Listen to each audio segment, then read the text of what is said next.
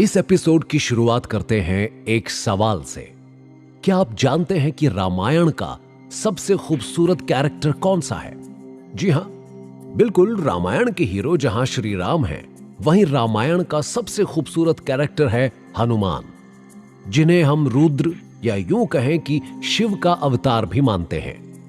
हनुमान जी का नाम प्राचीन भारत के श्लोकों में सप्त चिरंजीवी की सूची में सम्मिलित है।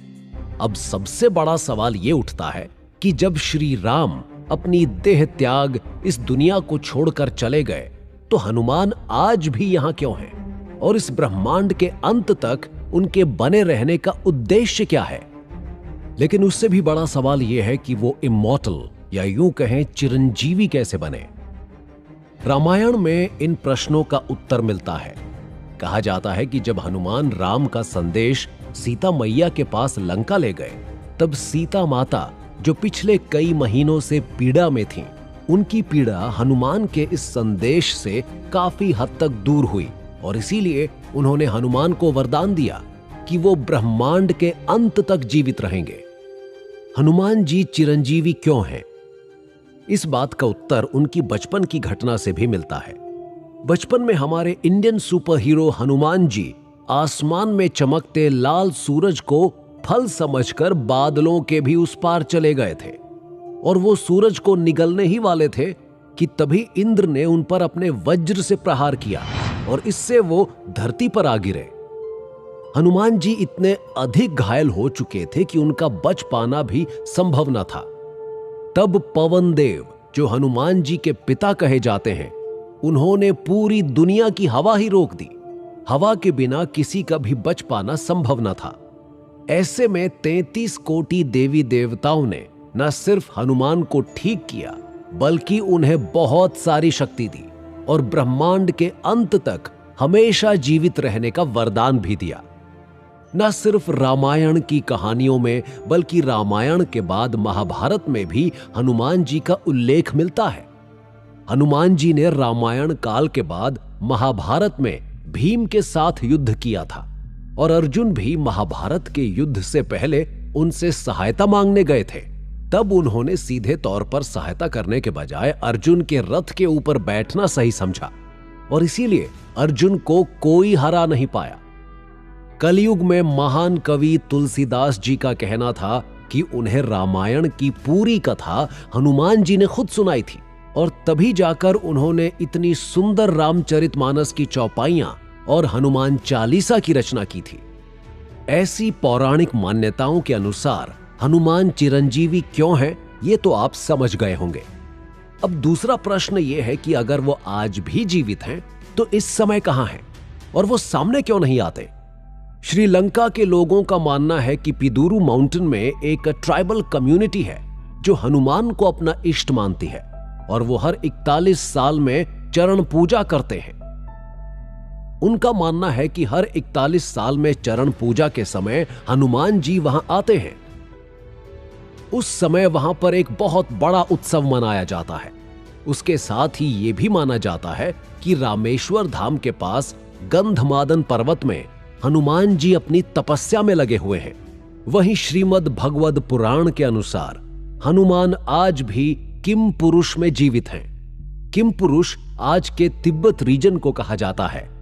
वहीं कुछ पौराणिक कथाएं ये भी कहती हैं कि जब रावण को मारने के बाद श्री राम अयोध्या से अपनी देह त्याग कर वापस अपने लोक जाना चाहते थे, उस समय हनुमान जी ने पूरी अयोध्या को घेर रखा था।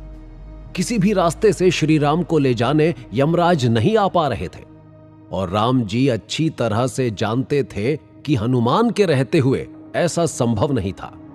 इसलिए राम ने एक योजना बनाई। उन्होंने अपनी अंगूठी सरयू नदी में डाल दी और हनुमान से कहा कि वो अंगूठी सीता की आखिरी निशानी है और अब हनुमान जाकर सरयू नदी के अंदर से उस अंगूठी को निकाल कर लाएं। हनुमान जी ने ऐसा ही किया, लेकिन सरयू नदी में उस अंगूठी को ढूंढते ढूंढते वो पहुंच गए पाताल और वहां उनकी भेंट हुई भगवान शिव की गले की शोभा बढ़ाने वाले वासुकी नाग से। वासुकी ने हनुमान से पूछा कि वो यहां क्यों आए हैं, तो हनुमान जी ने उन्हें पूरी कहानी बताई। तब वासुकी ने एक और इशारा किया और कहा देखो वहां पर श्री राम की अनगिनत अंगूठियां पड़ी हुई हैं। तुम श्री राम जी की किस अंगूठी को लेने आए हो, तुम स्वयं जाकर ढूंढ लो। हनुमान जी जब करीब गए तो उन्होंने देखा कि अंगूठियों से पूरा पहाड़ बना हुआ है और हर अंगूठी दिखने में एक जैसी है। सब पर राम लिखा हुआ था। हनुमान जी की नजरों ने पहचान लिया कि हर एक अंगूठी श्री राम की ही है, लेकिन वो इसका रहस्य न जान पाए। तब वासुकी ने समझाया, ये दुनिया एक नहीं है, ऐसे कई ब्रह्मांड हैं और हर ब्रह्मांड में एक राम है, एक हनुमान है और ऐसी ही एक अंगूठी है। यहां पर हम आपको एक बहुत ही इंटरेस्टिंग फैक्ट बताते हैं। अगर आपको लगता है कि मल्टी यूनिवर्स का कॉन्सेप्ट आपको सबसे पहले मार्वल की मूवी ने समझाया है, तो आप कुछ हद तक गलत हैं, क्योंकि हनुमान जी मल्टी यूनिवर्स के इस कॉन्सेप्ट को बहुत पहले रामायण में ही समझा चुके हैं।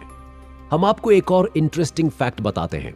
हनुमान जी जिस वासुकी से बात कर रहे थे, वो वासुकी जो भगवान शिव के गले का हार है, वो भी अपने आप में एक इमॉर्टल है, जो तब तक जीवित रहेगा जब तक शिव है।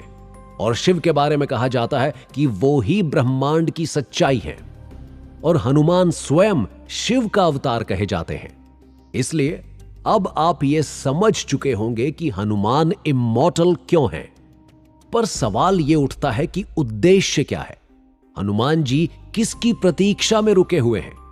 क्योंकि श्री राम तो चले गए।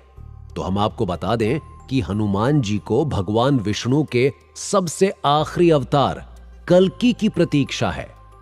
वो रुके हुए हैं ताकि कल्कि की सहायता से कलयुग के अंत में कली राज का भी अंत कर सकें। हम सब ने सुना है और हनुमान चालीसा की चौपाइयां कहती हैं कि हनुमान अष्ट सिद्धि और नव निधियों के दाता हैं।